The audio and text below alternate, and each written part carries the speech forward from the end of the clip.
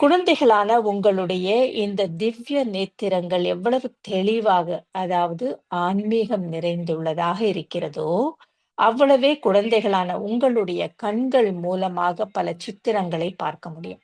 இப்ப நம்முடைய பார்வை மூலமா அவங்க என்ன பார்க்குறாங்க? நான் சூழ்நிலையை எப்படி பார்க்குறேன்? அந்த சூழ்நிலையில நான் என்ன எண்ணத்த உருவாக்குறேன்? அந்த சூழ்நிலையில நான் எப்படி ஃபீல் பண்றேன்? அந்த சூழ்நிலையில நானு எப்படி செயல்படுறேன்? இதை மத்தவங்க பார்க்குறாங்க. அவ்வளவே குழந்தைகளான உங்களுடைய கண்கள் மூலமாக பல சித்திரங்களை பார்க்க முடியும். ப்ரொஜெக்டர் மூலமாக எவ்வாறு தெளிவாக தெரிகிறதோ, அவ்வாறே இவை காட்சி தரும். ஆகவே இந்த கண்கள் மூலமாக பாப்தாதா மற்றும் இந்த படைப்பின் ஸ்தூல, சூக்ஷ்ம மற்றும் மூலவத்தனம் ஆகிய 3 உலகங்களையும் காட்ட முடியும். பாபா என்ன சொல்றேன்னா, அதுக்கும் மேல நான் நான் என்ன அனுபவம் பண்ணேன்? ஒவ்வொரு சூழ்நிலையிலயும் நான் யாருடையவன்னு அனுபவம் பண்ணேன். பாபாவுடைய குழந்தைன்னு அனுபவம் பண்ணேன். என்னுடைய தந்தை, அவரை நானு அவருடைய அருகாமைய நான் அனுபவம் பண்ணேன். அவருடைய சக்திகளை நான் அனுபவம் பண்ணேன்.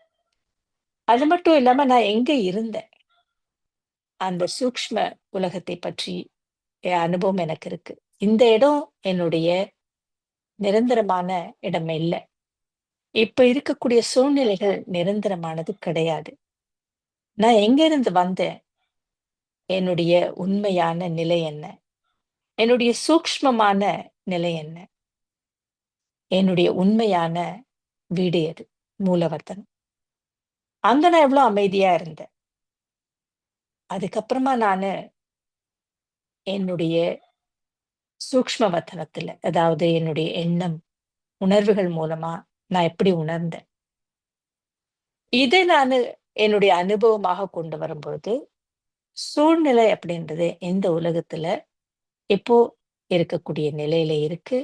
ஆனா இந்த சூழ்நிலையோ, இப்ப இருக்கக்கூடிய நிலையோ என்னுடைய நிரந்தரமான நிலை இல்ல அப்படின்றதை நம்மால அனுபவம் பண்ண முடிஞ்சிருக்கு அப்படின்னா, அதை நானு மற்றவர்களுக்கு அனுபவமாக கொடுக்க முடியும். இது வார்த்தையில சொல்லக்கூடிய விஷயம் இல்ல. நாம இந்த உலகத்தை சேர்ந்தவங்க இல்ல.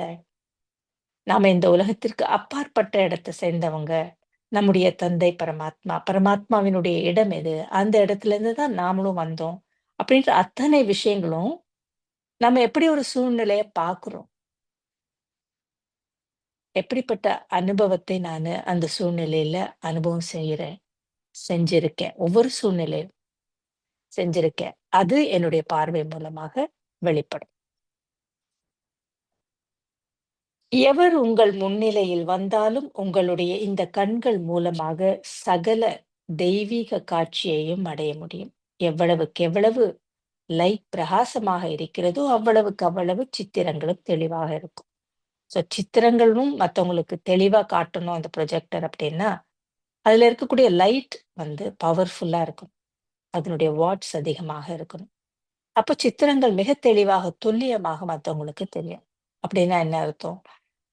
எவ்வளவுக்கு ஆத்மாவான நான் எல்லா குணங்களிலும், சக்திகளிலும் அனுபவத்தின் மூலமாக பிரகாசமாக இருக்கேன். பிரகாசத்தினுடைய அர்த்தம் என்ன? வெளிப்படுறது. ஒரு ஒரு ஒளி இருக்கு அப்படின்னா, எவ்வளவுக்கு அந்த ஒளியினுடைய சக்தியோ, அவ்வளவுக்கு அதனுடைய பிரகாசம் சுற்றி பரவும். எவ்வளோ தூரத்துக்கு வேணா பரவும். எவ்வளோ தூரத்துக்கு பரவுதோ, அவ்வளவு தூரத்துக்கு மத்தவங்களுக்கு வெளிச்சம் என்பது கிடைக்கும். அந்த மாதிரி என்னுடைய அனுபவத்தின் மூலமாக நான் எவ்வளவுக்கு அமைதிய நான் அனுபவம் பண்ணியிருக்கேன். அது எவ்வளவுக்கு என்னுடைய எண்ணங்கள்ல நிறைஞ்சிருக்கு. உணர்வுகளாக நிறைஞ்சிருக்கு. அது கண்டிப்பாக எப்படியாவது என்னுடைய பார்வை மூலமாக, வார்த்தை மூலமாக, செயல்படும் விதம் மூலமாக, நம்முடைய அதிர்வலைகள் மூலமாக வெளிப்படும். அதுதான் பாபா என்ன சொல்றாரு? பிரகாசம். அந்த பிரகாசம் எவ்வளவு தூரத்துக்கு போகும் அப்படின்னா, அது எவ்வளவு வாட்ஸ், எவ்வளவு அனுபவம் நான் எடுத்திருக்கேன். எவ்வளவு காலத்துக்கு நான் அந்த அனுபவத்த எடுத்திருக்கேன். ஓகே, இந்த சூழ்நிலையில நான் அமைதியா இருந்திருக்கேன். அதை விடவும் கொஞ்சம் பெரிய சூழ்நிலையில என்னால அமைதியா இருக்க முடியல. அப்படின்னு இல்லாம, சதா எல்லா சமயத்திலும் என்னால அமைதியா இருக்க முடிஞ்சிருக்கு. அன்பாக இருக்க முடிஞ்சிருக்கு. சக்தி வாய்ந்தவனாக இருக்க முடிஞ்சிருக்கு. மகிழ்ச்சியாக இருக்க முடிஞ்சிருக்கு. என்னுடைய அமைதியையோ, மகிழ்ச்சியையோ, சக்திகளையோ எதையாலும் தடைப்படுத்தவே முடியல அப்படின்னா, பிரகாசம் வெகு தூரத்திற்கு பரவுது. எவ்வளவுக்கு எவ்வளோ பிரகாசமாக இருக்குதோ, அதனுடைய அர்த்தம் மற்றவர்களுக்கு அந்த வெளிச்சம் பயன்படும். மத்தவங்களுக்கு பாதை மிக துல்லியமாக தெரியும். ஓ! எந்த சூழ்நிலையில இப்படி இருக்கணும், இத செய்யணும், இந்த எண்ணத்த உருவாக்கணும் அப்படின்றது மிக துல்லியமாக அவங்களால புரிஞ்சுக்க முடியும்.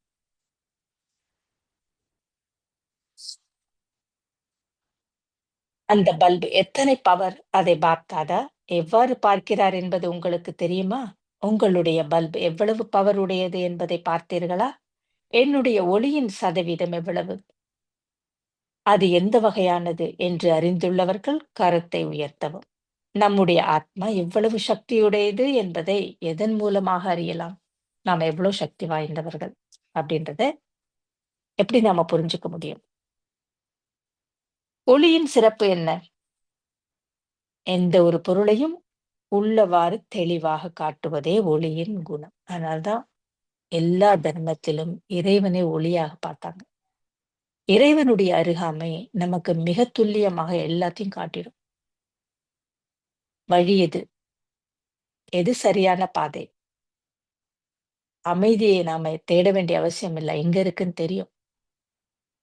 மகிழ்ச்சியை எப்படி அனுபவம் பண்றதுன்னு தெரியும். எந்த சக்தி எப்ப உபயோகப்படுத்தணும்னு தெரியும். எல்லாமே மிக துல்லியமாக நமக்கு தெரியும்.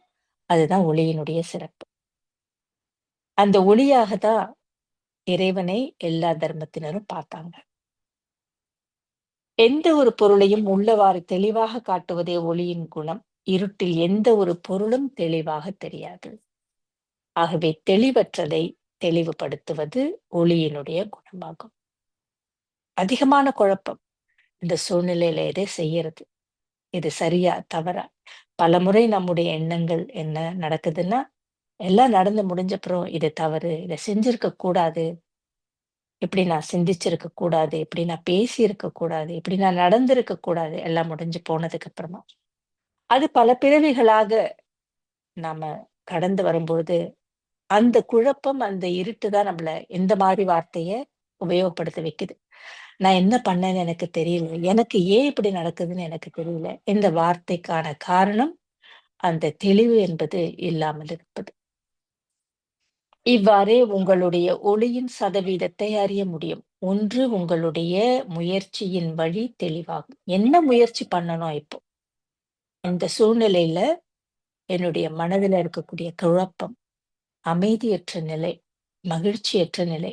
இப்ப நான் எத செஞ்சா நான் அமைதிய அனுபவம் பண்ண முடியும்? அப்படின்றதுக்கான முயற்சி. அது தெளிவாக இருக்கும். நம்ம முயற்சி பண்றோம். ஆனா பல சமயத்துல அந்த முயற்சியில நமக்கு வெற்றி கிடைக்கிறது இல்ல. நம்முடைய முயற்சி பல சமயங்கள்ல நம்முடைய அமைதிக்காக, அன்புக்காக, மகிழ்ச்சிக்காக நம்முடைய தேடல் வெளியில இருக்கு. நம்முடைய முயற்சி எதை செய்யக்கூடாதோ அதுல இருக்கும். அப்போ நமக்கு தேவைப்படக்கூடிய வெற்றி என்பது கிடைக்காது. அதாவது லைன் கிளியர். 2வது உங்களுடைய எதிர்காலத்தின் அந்தஸ்து, பதவியையும் தெளிவாக காணலாம். நான் இன்னைக்கு என்ன பண்றேன்? இதனுடைய பலன் நாளைக்கு எனக்கு கிடைக்கும். இன்னைக்கு நான் என்ன முயற்சி பண்றேன்? அதுக்கேத்தா போல எனக்கு நாளைக்கு வெற்றி கிடைக்கும். எதில என்னுடைய கவனம் என்பது இருக்கு. நிரந்தரமான அமைதி, நிரந்தரமான மகிழ்ச்சி, எல்லாருக்கும் கொடுப்பது. இந்த உலகத்திற்கு நன்மை செய்வது. இப்படி பாபா நமக்கு நெறைய விஷயங்கள சொல்லியிருக்காரு. இதுல என்னுடைய ஃபோக்கஸ் இருக்கா? இதுல என்னுடைய முயற்சி இருக்கா? இதற்காக என்னுடைய ஒவ்வொரு அடியும் இருக்கா? இல்ல ஷார்ட் டெர்ம். இப்போ எனக்கு என்ன வேணும்? இந்த சமயத்துல எனக்கு என்ன வேணும்? இப்ப நான் என்ன செய்யணும்? நாளைக்கு எனக்கு என்ன தேவையோ அதுக்கான முயற்சிய செய்றேன். அப்படின்றப்போ, அதற்கான வெற்றி என்பது தான் கிடைக்கும். ஆனா அதே சமயத்துல அந்த பாதை சரியானதா? அதுவும் நமக்கு தெரியாது. 3வது எவருக்கு சேவை செய்கிறீர்களோ அவருடைய ஒளியும், சக்தியும் விளங்கும். இதனால் அவருக்கும் தமது பாதை எளிதாகவும், தெளிவாகவும் தெரியும். இன்னைக்கு உலகத்துல பார்த்தோம்னா, பல விஷயங்கள் செஞ்சுட்டு இருக்காங்க. செஞ்சுட்டு இருக்கோம். தவறா? சரியா? தெரியாது. ஏன்னா, எனக்கு முன்னால இருக்கிறவங்க செய்றாங்க. எல்லாருமே இத தான் செய்றாங்க. அதனால நானும் செய்றேன். இது தவறானதா, சரியானதா? அதைப் பற்றி நம்ம கவலைப்படுறதில்ல. இதனுடைய பலன் என்னவாக இருக்கும்? இதுல எனக்கு என்ன கணக்கு வரும்? அதைப் பற்றி கவலை இல்ல. எல்லாரும் செய்றாங்க. எனக்கு முன்னால நெறைய பேர் செய்றாங்க. அதனால நானு செய்றேன். அப்போ அந்த பாதை என்பது தவறானதாக இருக்கு. அந்த தவறான பாதையிலேயே எல்லோருமே போயிட்டுருக்கோம் அப்படின்றப்போ, யாருக்குமே சரியான பாதை என்பது தெரியல அப்படின்னு அர்த்தம். அப்ப நமக்கு மிக தெளிவாக எல்லாரும் ஒரு பக்கம் போலாம். ஆனா நமக்கு நெறைய பாபாவுடைய ஞானம் கத்துக் குடுத்திருக்கு. இந்த பாதை என்பது சரியில்ல. இந்த பாதையில போனா நமக்கு என்ன வேண்டுமோ அது கிடைக்காது. அப்படி கிடைத்தாலும் அது நிரந்தரமானதாக இருக்காது. அப்போ நமக்கு என்ன பாதை அப்படின்றத மிக தெளிவாக பாபா நமக்கு சொல்லியிருக்காரு. அது ஆன்மீக சக்தியின் மூலமாக தான் நமக்கு தெரியும். அவரும் தன்னுடைய முயற்சியில் சகஜமாக முன்னேறி வர முடியும். அவர் சென்றடைய வேண்டிய இடத்தையும் தெளிவாக பார்ப்பார். எனக்கு முன்னாடி என்னுடைய லட்சியம் இருக்கு. நான் எதை போய் சேரணும்? எங்க போய் சேரணும்? எவ்வளவுக்குள்ள நான் போய் சேரணும்? அது மிக தெளிவாக தெரியும். அவரும் தன்னுடைய புருஷார்த்தத்தில், முயற்சியில் சகஜமாக முன்னேறி வர முடியும். அவர் சென்றடைய வேண்டிய இடத்தையும் தெளிவாக பார்ப்பார். அவ்வளவு ஒளியின் சதவீதம் அதிகமாக இருக்கும். இவ்வாறே சகல விஷயங்களையும் அவர் தெளிவாக காண முடியும். பல சமயங்கள்ல நம்முடைய அமைதிக்காக, அன்புக்காக, மகிழ்ச்சிக்காக பல விஷயங்களை செய்றோம். பல முயற்சிகளை எடுக்கிறோம். பல காலத்துக்கு எடுக்கிறோம். ஆனா கடைசியில அது எங்க முடியுது? ஏன் நம்மால அத பார்க்க முடியல? நம்ம எங்க போயிட்டுருக்கோம்? எதை போய் அடைவோம்? அப்படின்றத நம்மால தெளிவாக பார்க்க முடியல. நாம எதை அடையணும் அப்படின்றது நமக்கு தெளிவில இல்ல. அப்படின்றப்போ, ஆன்மீக ஒளி என்பது இந்த தெளிவை நமக்கு கொடுக்கும்.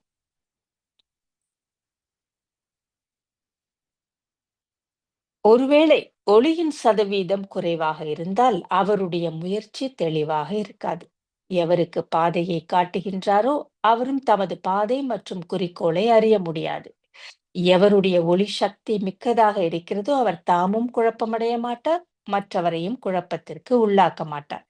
எவருக்கு நீங்கள் சேவை செய்கிறீர்களோ, அவருடைய முயற்சி தெளிவாக இருப்பதிலிருந்து உங்களுடைய ஒளி எப்படிப்பட்டது என்பதை அறியலாம். பாதை தெளிவாக இல்லையேல், உங்களுடைய ஒளியின் சதவீதம் குறைவானது என்பது தெளிவாகிறது. நமக்கு என்ன வேணும்னே தெரியல. நாம என்ன பாதையில போயிட்டுருக்கோம்னு தெரியல. எந்த பாதையில போனா என்ன கிடைக்கும் அப்படின்றதும் தெரியல. அப்படின்னா, நம்முடைய ஆன்மீக சக்தியினுடைய ஒளி என்பது குறைவாக இருக்கு. சிலர் தாமும் ஒரு அடியிலும் ஒவ்வொரு அடியிலும் அடி வாங்குகின்றார். அவருடைய படைப்பும் அவ்வாறே காணப்படுகிறது. நாம் ஒவ்வொருவரும் மாஸ்டர் படைப்பவர். ஆகவே மாஸ்டர் படைப்பவர் தமது படைப்பிலிருந்தும் தமது ஒளியின் சக்தியை உணரலாம். விதைக்கு ஏற்ற பலன் கிடைக்கும். நாம என்ன விதைக்கிறோமோ, அதுலேருந்து கிடைக்கிறது தான் நமக்கு கிடைக்க வேண்டிய பலன். நாம எதிர்பார்த்த பலன் கிடைக்கல அப்படின்னா, விதைச்ச விதை சரியில்ல அப்படின்னு அர்த்தம்.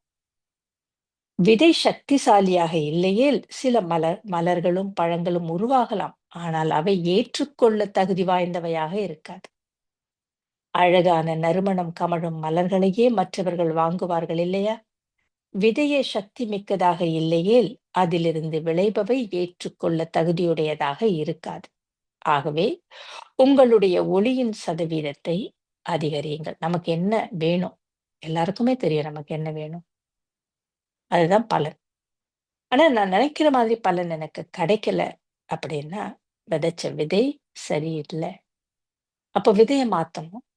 அந்த விதை சக்தி வாய்ந்ததாக இருந்ததுன்னா, கண்டிப்பாக நாம எதிர்பார்க்கக்கூடிய நறுமணம் கமழக்கூடிய மலர்கள், இனிமையான பழம் கண்டிப்பா கிடைக்கும்.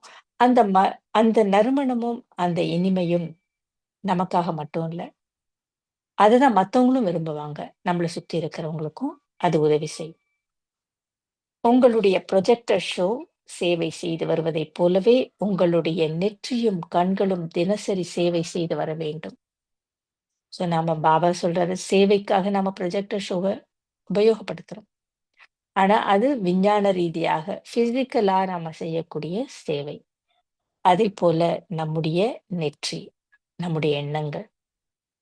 கண்கள் அப்படின்னா நம்முடைய பார்வை. சூழ்நிலையை நாம எப்படி பார்க்கிறோம்? ஒவ்வொருத்தரையும் நாம எப்படி பார்க்கிறோம்? நம்பள நாம எப்படி பார்க்கிறோம்?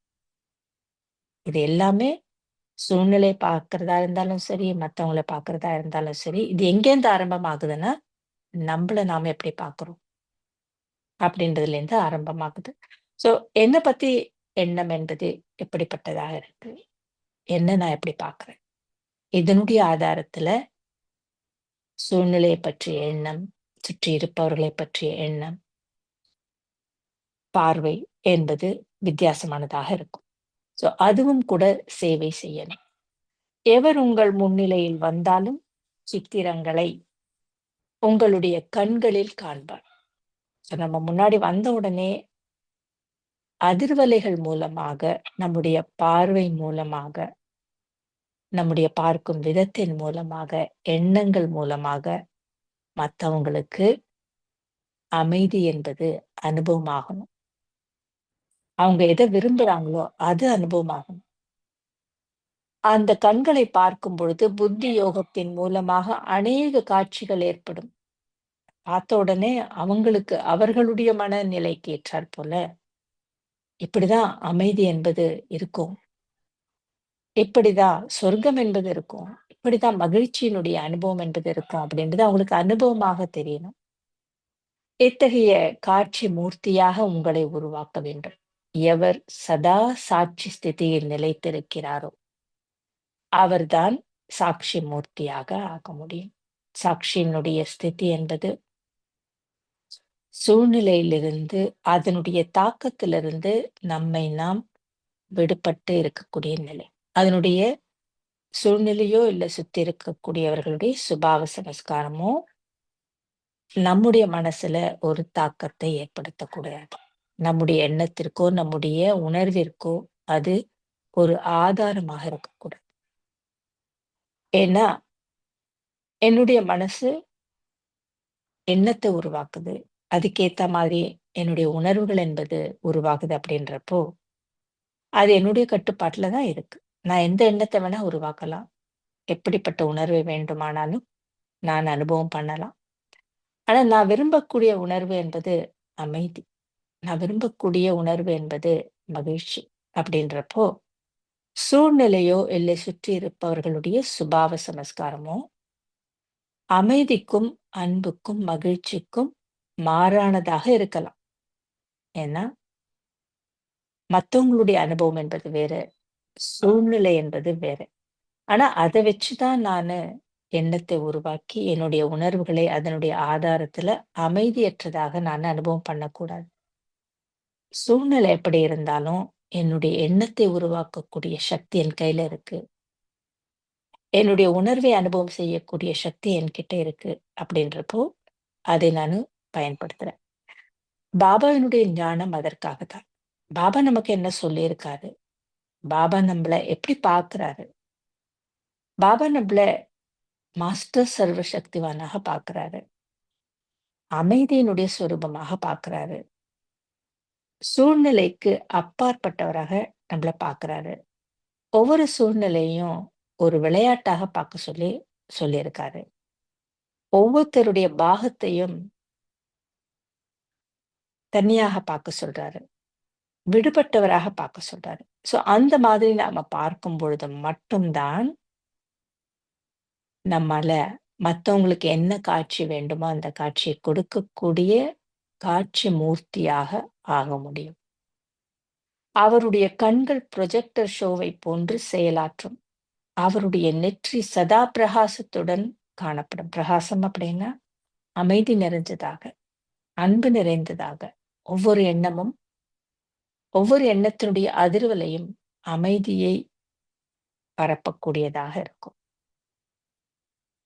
ஹோலி பண்டிகைக்கு பிறகு சிலைகளை உருவாக்குகிறார்கள் அல்லவா? தேவதைகளை அலங்கரித்து நெற்றியில் பல்ப் பிரகாசிக்கும்படி செய்கின்றார்கள்.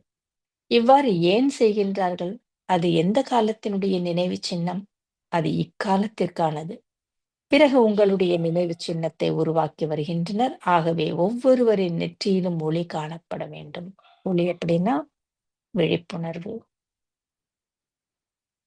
பிரகாசம் எப்படின்னா எதனுடைய விழிப்புணர்வோ அது சம்பந்தப்பட்ட எண்ணங்கள், உணர்வுகள் அதிர்வலையாக வெளிப்படுவது.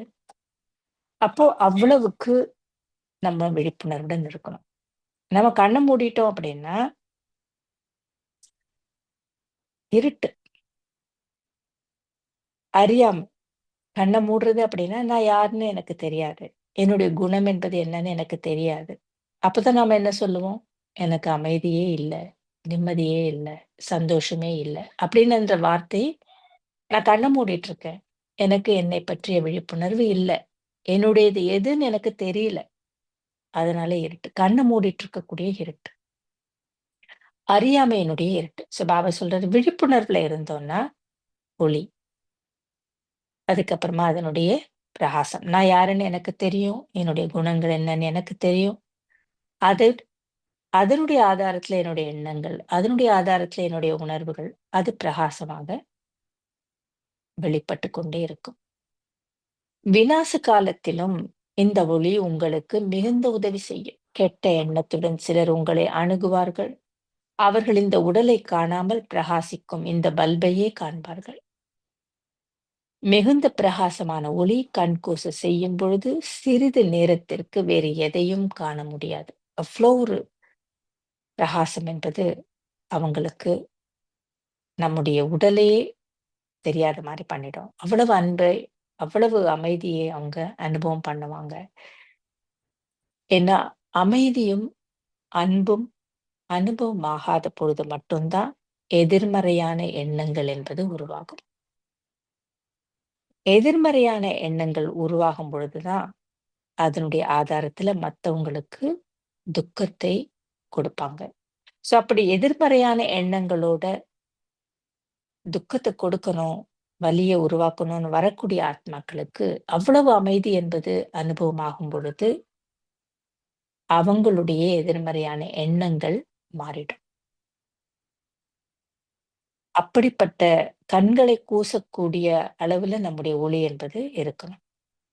சிறிது நேரத்திற்கு வேறு எதையும் காண முடியாது. கொஞ்ச நேரத்துக்கு அவங்களால அந்த எதிர்மறையான எண்ணங்களையே உருவாக்க முடியாது. அவங்களோட வலி கூட போயிடும். அப்படின்றப்போ, அவங்க நமக்கு வலிய கொடுக்க முடியாது. அவ்வாறே உங்கள் கண்கள் ஒளி மிகுந்த பிரகாசமாக இருந்தால், உங்களுடைய தேகத்தை பார்த்தாலும் அது அவர்களுடைய பார்வையில் படாது. தேகத்தையே காண முடியாவிட்டால், அவர்களுடைய தமோ குண திருஷ்டி மற்றும் மனோபாவம் அழிந்துவிடும். அவங்களுக்கு ஆத்மாவினுடைய அந்த குணங்கள் மட்டும் தான் அனுபவமாகும். தேகம் என்பது தெரியாது. அப்படின்றப்போ, தேக உணர்வு என்பது அவங்களுக்கு வராது. நம்மள பத்தின அவங்களுடைய பார்வை மாறிடும். நம்மளை பற்றின அவங்களுடைய மனோபாவம் மாறிடும். அப்ப அது மாறிடுச்சு அப்படின்னா, நமக்கு அவங்க தீங்கு விளைவிக்க முடியாது. இத்தகைய பரீட்சைகள் வரப்போகின்றன. சகல விதமான பரஸ்திதிகளையும் கடந்து செல்ல வேண்டும். பரஸ்திதி அப்படின்னா நம்மை சுற்றி இருக்கக்கூடிய நிலை. நம்மை சுற்றி இருக்கக்கூடிய நிலை, சூழ்நிலை நம்முடைய நிலையை நிர்ணயம் செய்யறது இல்ல. நம்முடைய நிலை சூழ்நிலையை நிர்ணயம் செய்யற மாதிரி இருக்கும். இந்த குழுவிற்கும் வேடிக்கையான ஒரு பெயர் சூட்டப்பட்டுள்ளது. பாபா சூக்ஷ்ம வதனத்துல மத்தவங்களோட உரையாடும் பொழுது ஏற்பட்டதை நம்மகிட்ட ஷேர் பண்றாரு. இன்று சூக்ஷ்ம வதனத்தில் ஒரு உரையாடல் நடைபெற்றது. மூத்த சகோதரிகள் பாப்தாதாவின் சிரங்கள், அவருடைய தலை மாதிரி. இந்த ஆசிரியைகள் அவருடைய கால்கள் என்று விளையாட்டாக சிலர் குறிப்பிட்டனர். ஹெட், அதுக்கப்புறமா அவங்களுக்கு கீழ அவங்களுடைய கால்கள். கால்களுடைய வேலை சேவை செய்வது, எல்லா இடத்துக்கும் போறது. ஹெட்டுடைய வேலை ஒரு இடத்துல இருந்து எல்லாத்தையும் கவனிக்கிறது, பார்த்துக்கிறது. அந்த மாதிரி சொன்னப்போ அதுக்கு பாப்தாதா சொல்றாரு, ஆகவே பாப்தாதா வேடிக்கையாக மூத்த சகோதரிகள் ஹெட், மற்றவர்கள் கைப்பிடி ஹேண்டில் என்று குறிப்பிட்டார். அவங்க கால்கள் கிடையாது. மூத்த சகோதரிகள் தலைமை பொறுப்புல இருந்தாலும் அவங்க ஹெட்டா இருக்கலாம். ஆனா மற்ற சகோதரிகள், மற்ற ஆசிரியர்கள், மற்ற பாபா குழந்தைகள் ஹேண்டில், அதாவது கைப்பிடி அப்படின்னு பாபா சொல்றாரு. ஒரு மோட்டார் இந்த கைப்பிடி இல்லையேல் வேலை செய்யாது. எவ்வளோ பெரிய விஷயமாக இருந்தாலும், எவ்வளோ பெரிய மெஷினாக இருந்தாலும், அதுக்குன்னு இருக்கக்கூடிய ஹேண்டில் இல்லன்னா, அத ஸ்டார்ட் பண்ண முடியாது. அதை செயல்படுத்த முடியாது. கைப்பிடி மூலமாகவே ஒரு மோட்டாரை ஸ்டார்ட் செய்ய முடியும். இவ்வாறே இந்த ஹெட்டும் கைப்பிடி மூலமாகவே சேவை செய்ய முடியும். ஹெட் இருந்தா மட்டும் போதாது. அதற்கு கையும் வேணும். ஸோ அந்த கை இருக்கணும், அந்த ஹேண்டில் இருந்தா மட்டும் தான் சேவை என்பது நடக்கும்.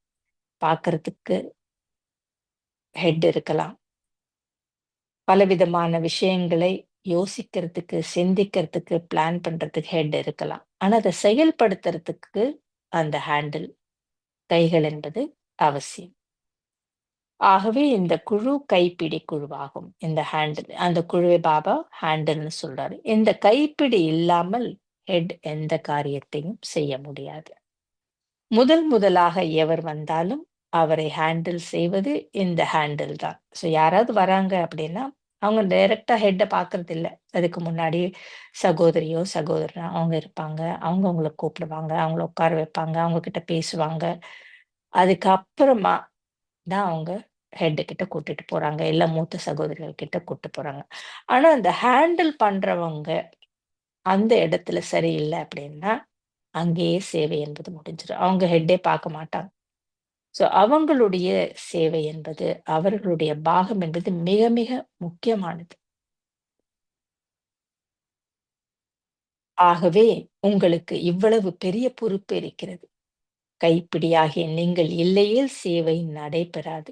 ஆனால் இந்த கைப்பிடி ஒருபொழுதும் ஹெட்டை கட்டுப்படுத்த முயலக்கூடாது. ஸோ கைப்பிடி அப்படின்னா, நாம இல்லாம எதுவுமே நடக்காது. அப்படின்ற மாதிரியான தேக உணர்வுக்கு வரக்கூடாது. ஹெட்டுக்கு கரங்களாகவே நீங்கள் இருந்து வர வேண்டும். ஸோ பாபா சொல்றாரு. பாபா இப்படியெல்லாம் சொன்னதுனால, கைகள் இல்லாமல் ஹெட்டுக்கு எந்த ஒரு மதிப்பும் இல்ல. அப்படியெல்லாம் கட்டுப்படுத்துவதற்கான முயற்சி செய்யக்கூடாது.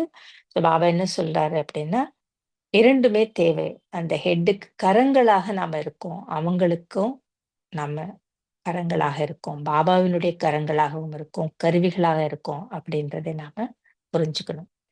பாப் தாதாவிற்கு வலது கரங்களும் உள்ளன. இடது கரங்களும் உள்ளன. வலது கரத்திற்கு அதிக பலம் இருந்தாலும் அது கரம்தான். சிரமாவதில்லை. எவ்வாறு ஹேண்டில் செய்ய வேண்டும்? எவ்வாறு பாப் தாதாவிற்கு வலது கரமாவது என்பதை அறிய நீங்கள் இங்கு வந்திருக்கிறீர்கள். இந்த குழுவில் உள்ள ஒவ்வொருவரும் அதிசயத்தை நிகழ்த்த வல்லவர்கள். சேவையில் வெற்றியை ஏற்படுத்த முடியும். சேவையில் வெற்றி காண 2 விஷயங்களில் கவனம் செலுத்த வேண்டும். ஸோ பாபா நமக்கு சேவை பற்றி ஒவ்வொரு நாளுமே சொல்றாரு. ஏன்னா நம்முடைய மிக முக்கியமான ஒரு சப்ஜெக்ட் சேவையும் கூட. அத நம்ம சேவை செய்றோம். ஞானம் நம்முடைய கட்டுப்பாட்டுல இருக்கு. ஞானத்த எவ்வளவு நாம புரிஞ்சுக்கிறோம், எவ்வளவு கிரகிச்சுக்கிறோம், எவ்வளவுக்கு நாம அதை செயல்படுத்துறதுக்கு முயற்சி பண்றோம், எல்லாமே நம்மகிட்ட இருக்கு. ஒவ்வொரு நாள் நாம முரளி கேட்கிறோம். பாபாவினுடைய மகா வாக்கியத்த கேட்கிறோம். ஸோ ஞானத்துக்கு நம்ம அவ்வளோ கவனத்தை நம்ம கொடுக்க முடியும்.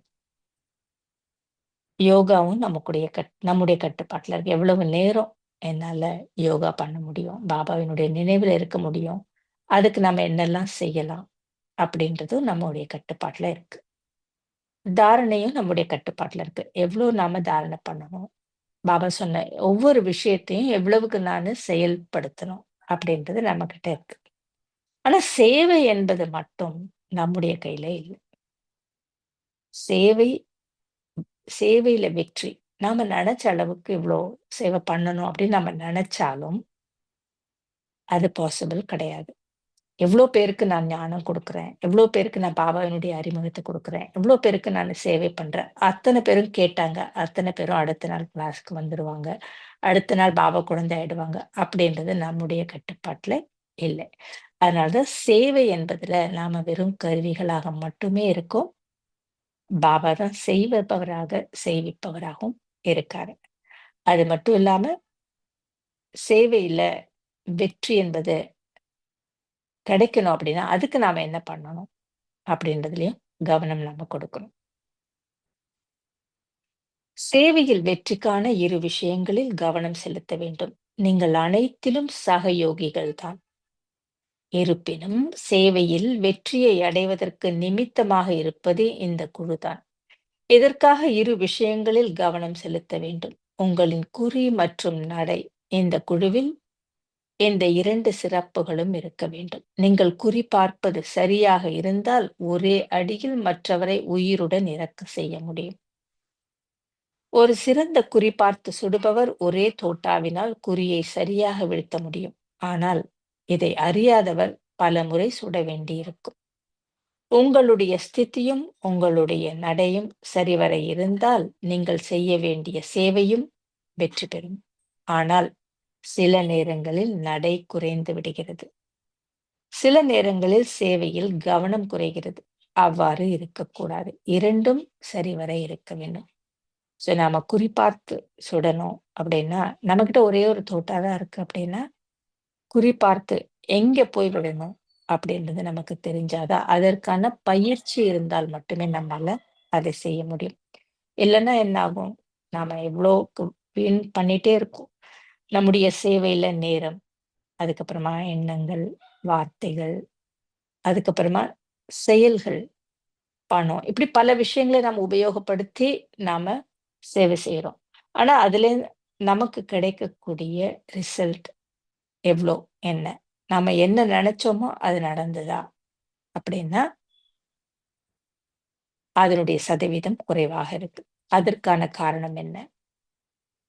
நீங்கள் நன்கு சேவை செய்கிறீர்கள். ஆனால் இப்பொழுது சேவையில் எந்த சிறப்பை கொண்டு வர வேண்டும்? ஒவ்வொரு வினாடியும், ஒவ்வொரு எண்ணமும் சேவையிலேயே, அதாவது தனக்காகவோ அல்லது மற்றவருக்காகவோ ஈடுபட்டிருந்தால் தான் அவர்கள் சேவை புரியும், சர்வீசபிள் என்று கூற முடியும். ஒவ்வொரு எண்ணம், ஒவ்வொரு வினாடி 2மே ஒண்ணா. ஒரு வினாடியில ஒரு எண்ணம் உருவாகுது. அந்த வினாடியில நான் அந்த எண்ணத்த உருவாக்கிட்டு, அது முடிஞ்சிருச்சு. அடுத்த வினாடி அது அடுத்த எண்ணம். ஆனா, நான் உருவாக்குன அந்த ஒரு வினாடியில, அந்த ஒரு எண்ணம் சரியானதாக இல்ல அப்படின்னா, அது அத நான் சரிப்படுத்த முடியாது. அது முடிஞ்சிடுச்சு. அடுத்த வினாடி அதற்கு அடுத்த எண்ணம். இப்படி நானு ஒவ்வொரு வினாடியும், ஒவ்வொரு எண்ணமும் சேவையிலேயே இருக்கணும். அந்த சேவை என்பது தனக்காக அல்லது மற்றவருக்காக. அப்படின்னா, என்கிட்ட என்ன மாற்றத்தை கொண்டு வரணும். என்கிட்ட என்ன மாற்றத்தை கொண்டு வருவதன் மூலமாக நான் மற்றவர்களுக்கு உதவி செய்ய முடியும். இந்த 2ம் இருக்கும் பொழுது, இதுதான் என்னுடைய எண்ணமாக இருக்கும். இது இருந்தா மட்டும் தான் நாம சர்வீசபிள் அப்படின்னு சொல்ல முடியும். ஆகவே சர்வீஸ சர்வீசபிள் என்றால் சமயம் மற்றும் சங்கல்பம். இந்த நேரம் மற்றும் எண்ணம். இது 2மே நம்மகிட்ட இருக்கு. நேரம் இருக்கு. அதே நேரத்துல நான் உருவாக்கக்கூடிய எண்ணங்கள். இந்த 2லுமே நாம என்ன பண்றோம்? ஒவ்வொரு எண்ணமும் எனக்கு எனக்கு மாற்றத்தை நான் ஏற்படுத்திக் கொள்வதற்காக, எனக்கு நான் சர்வீஸ் பண்றதுக்காக நான் உருவாக்குறேன்னா, அதுக்கப்புறமா நானு மற்றவர்களுடைய சேவைக்காக அதை நான் உபயோகப்படுத்துறேன்னா, இது 2மே ஒரே மாதிரி இருக்கணும். ஒரு சமயம் நானு மத்தவங்களுக்காக உருவாக்குறேன். ஆனா எனக்காக உருவாக்குறது இல்ல. இன்னொரு சமயம் எனக்காக நான் உருவாக்குறேன். ஆனா நான் மத்தவங்களுக்காக உருவாக்குறது இல்ல. இப்படி இருக்கும் பொழுது, அது பேலன்ஸ்டா இருக்காது. கட்டளைக்கு கீழ்ப்படிபவர் என்றால், கட்டளைப்படி நடந்து வருபவர் என்று பொருள். நான் எனக்கு நானே எனக்கு நான் கொடுத்துக்கிற கட்டளைக்கு நான் கீழ்ப்படிகின்றேன். அதுக்கப்புறமா நானு மத்தவங்களுக்கு புரிய வைக்கிறேன். ஸோ நான் கீழ்ப்படிபவன் அப்படின்னாலே, நான் அதுபடி நடந்துக்கிறேன் அப்படின்னா தான், என்னால மற்றவர்களுக்கு அதை புரிய வைக்க முடியும். ஆகவே முக்கியமான கட்டளையாவது, நிரந்தரமாக நினைவில் இருந்து வாருங்கள் என்பதே ஆகும். ஸோ பாபா நமக்கு குடுத்திருக்கக்கூடிய கட்டளை. சதா அவருடைய நினைவில இருக்கிறது. இந்த கட்டளைப்படி நடக்காவிட்டால் இது என்னவென்பது? இந்த கட்டளையை எந்த அளவு நடைமுறைப்படுத்துகிறீர்களோ, அந்த அளவு தெளிவான பலன் கிடைக்கும். ஸோ பாபா நமக்கு ரொம்ப சுலபமாக, எளிதாக, சிம்பிளா ஒரு விஷயத்த சொல்றாரு. எவ்வளவுக்கு நானு பாபாவுடைய நினைவுல இருக்கேன். என்னை பற்றிய சுயத்தினுடைய நினைவுல இருக்கு. எவ்வளவுக்கு இத நானு நடைமுறைப்படுத்துறேன். அதுக்கேத்தாப்போல எனக்கு பலன் என்பது கிடைக்கும். முயற்சி செய்து வரும் பொழுது, நீங்கள் சம்பூர்ண நிலை அடைவதற்கு இடையூறாக எந்த விக்னம் வருகிறது? நம்ம முயற்சி பண்றோம். பல விஷயங்களுக்கு முயற்சி பண்றோம். அமைதியாக இருப்பதற்கு, சதா அமைதியா இருக்க, சதா மகிழ்ச்சியாக இருப்பதற்கு, சதா சக்திசாலியா இருக்கிறதுக்கு, தூய்மையாக இருக்கிறதுக்கு. இப்படி எல்லாத்துலயும் பாபா வந்து நமக்கு சதா அப்படின்னு சொல்லியிருக்காரு. அதுதான் சம்பூர்ண நிலை. எல்லா சமயத்திலும் இருக்கக்கூடிய நிலை. இதற்கான முயற்சியை நாம பண்றோம் அப்படின்றப்போ, இந்த முயற்சியில தடை என்பது எப்படி வருது? முக்கியமாக வீண் எண்ணங்கள், இதிலிருந்து தப்ப என்ன செய்ய வேண்டும்? ஸோ, நெறைய வீணான எண்ணங்கள் வரும்பொழுது, என்னால சதா நிரந்தரமாக அமைதியாகவோ, அன்பாகவோ, மகிழ்ச்சியாகவோ, சக்திசாலியாகவோ இருக்க முடியாது. சதா இருக்கிறது அப்படின்றது தான் சம்பூர்ண நிலை, சம்பூர்ண ஸ்திதி, முழுமையான நிலைன்னு அர்த்தம். கொஞ்ச நேரம் அமைதியா இருக்கும். அதுக்கப்புறமா வேற சில விஷயங்கள பார்க்குறேன், கேட்கிறேன், அத பத்தி சிந்திக்கிறேன். அப்ப அது பற்றிய எண்ணங்கள் வரும். அதுல என்ன நடந்திருக்கு? அதுல என்ன ஒரு தாக்கம் என்பது என்னுடைய மனசுல வருது. அதுக்கேத்தாப்போல எண்ணங்கள் என்பது உருவாகும். அப்போ அமைதியான நிலையிலிருந்து நான் அமைதியற்ற நிலைக்கு வந்துடுவேன். கவலை வரும், பயம் வரும். அப்போ சதா அமைதியாக இருப்பது, சதா மகிழ்ச்சியாக இருப்பது, சதா சக்திசாலியாக இருப்பது அப்படின்றது பாசிபிள் கிடையாது. ஸோ தடை எங்க வருதுன்னா, வீணான எண்ணங்கள். அந்த வீணான எண்ணங்கள் ஏன் வருது? அதற்கான ஆதாரம் என்ன? அது எங்கேருந்து வந்தது? வீணான விஷயங்களை நான் உள்வாங்கும் பொழுது, வீணான எண்ணங்கள் உருவாகுது. அப்ப இதிலிருந்து நான் தப்ப என்ன செய்ய வேண்டும்? மனம் மற்றும் உடல் மூலம் ரெஸ்ட் எடுக்கக்கூடாது. மேலும் ரெஸ்ட் எடுக்கவில்லை என்றால், எதுவும் வேஸ்ட் ஆகாது. மனம் மற்றும் உடல் மூலமாக ரெஸ்ட் எடுக்கக்கூடாது அப்படின்றப்போ, பாபாவினுடைய அர்த்தம் என்னன்னா, பாபா நமக்கு ஒரு சில விஷயங்களை செய்ய சொல்லியிருக்காரு. மனதின் மூலமாக ஒரு சில குணங்களை, சக்திகளை நாம முயற்சி பண்ணிக்கிட்டே இருக்கணும். ஏதாவது ஒரு சூழ்நிலையினால நாம அந்த முயற்சியை விட்டுடக்கூடாது. இந்த சூழ்நிலை, இல்ல இந்த சுற்றி இருக்கக்கூடிய சுபாவ சமஸ்காரம். இது 2யும் நம்ம எடுத்துக்கிட்டோம்னா, என்னுடைய முயற்சி என்பது சதா அமைதியாக இருக்கிறது. சதா மகிழ்ச்சியாக, சக்திசாலியாக இருக்கிறது. இது என்னுடைய முயற்சி. மனதின் மூலமாக முயற்சி. நான் என்ன பண்றேன், ஒரு சில சூழ்நிலையில, இந்த சூழ்நிலையில நாம அமைதியா இருக்கிறது தேவையில்ல.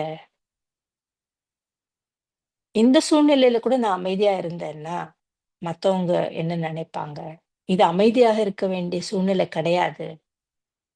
இதுல நானு கொஞ்சம் கவலைப்படணும். இதுல நான் பயப்படணும். இதுல நான் என்ன செய்யணுமோ, அதுக்கான முயற்சி எடுக்கணும். உடனே என்னுடைய பழைய சமஸ்காரங்கள், சுபாவம், எதிர்மறையான விஷயங்கள நான் எடுத்து உபயோகப்படுத்துறேன் அப்படின்னா, என்ன அர்த்தம்னா, பாபா நமக்கு என்ன சொன்னாரோ, அந்த முயற்சியில நானு ரெஸ்ட் எடுக்கிறேன் அப்படின்னு அர்த்தம்.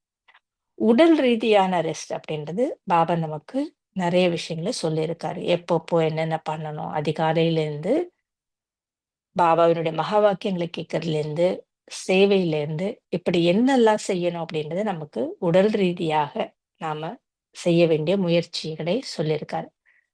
அதுல நானு கொஞ்சம் விட்டுடுறேன். ஏன்னா, எனக்கு இந்த சூழ்நிலை இப்படி இருக்கு. இந்த வேலை இப்படி இருக்கு. இந்த மாதிரி பிரச்சனை இருக்கு. அதனால நான் எல்லாத்தையுமே கொஞ்சம் கொஞ்சமா எனக்கு ஏத்த மாரி நான் மாத்திக்கிறேன். முரளி கேட்கறது நானு கொஞ்சம் ப கொஞ்சம் தள்ளி போடுறேன். இல்ல இன்னைக்கு கேட்கல, நாளைக்கு நான் கேட்டுக்கிறேன். இல்ல ஒரு வாரத்துக்கு 1 நாள் கேட்டுக்கிறேன் அப்படின்றது. அமிர்த வேலைய மிஸ் பண்றது. ஈவினிங் மெடிடேஷன மிஸ் பண்றது. அந்த மாதிரி ஒரு சில விஷயங்களை நாம உடல் ரீதியாக பாபா சொல்லியிருக்கக்கூடிய அந்த விஷயங்களை நான் தவிர்த்துட்டேன் அப்படின்னா, ரெஸ்ட் எடுக்கிறேன். கொஞ்சம் அதுல கேர்லெஸ்ஸா இருக்கேன். ஸோ இந்த 2 விஷயத்திலயும் நானு ரெஸ்ட் எடுத்துட்டேன்னா, அப்போ எல்லாமே வீணானதாக போய்டும். வீணானது அப்படின்னா, மனதினுடைய சக்தி குறைஞ்சிடும். எண்ணங்கள் மூலமாகவும், உணர்வுகள் மூலமாகவும் என்னுடைய நிலை என்பது மேல போகாது. ஒவ்வொரு எண்ணமும் வீணானதாக ஆயிடும். என்னுடைய மனநிலை என்பது அமைதியற்றதாக ரொம்ப சீக்கிரமா ஆயிடும்.